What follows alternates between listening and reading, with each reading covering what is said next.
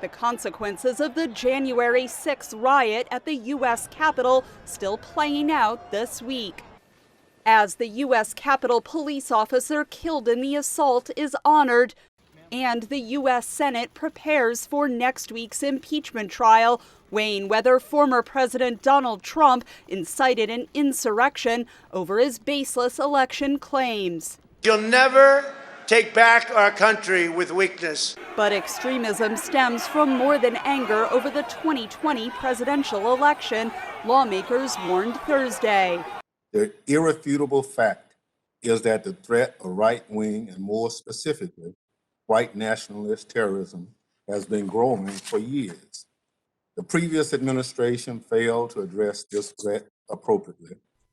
More than 160 people nationwide have been charged for their role in the riot, with hundreds more arrests expected.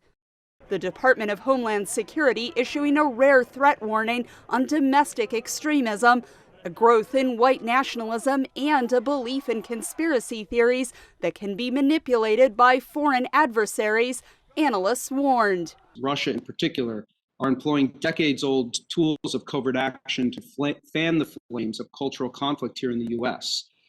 And our foreign enemies do this by creating or perpetuating false narratives that strike at the heart of democracy itself, that our elections are rigged, that our system is inherently corrupt and should be overthrown, and that radical voices who call for violence or insurrection have legitimate views. The assault on the Capitol, planned in part on platforms such as Facebook and Parler, also renewing debate over the need to set tougher standards for social media. Extremist ideas have been mainstreamed and normalized through political speech, conspiracy theories, and communications that use humor and memes to mask the danger of those ideas present.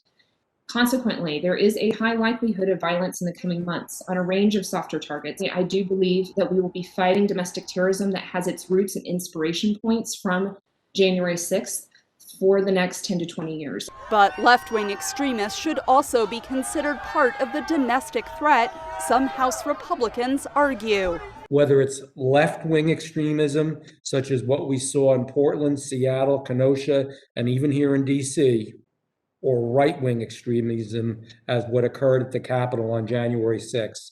It is a serious issue, and it must be remedied. National Guard troops are expected to be in the nation's capital through the impeachment trial and beyond to guard against continuing domestic threats. Catherine Gibson, VOA News, Washington.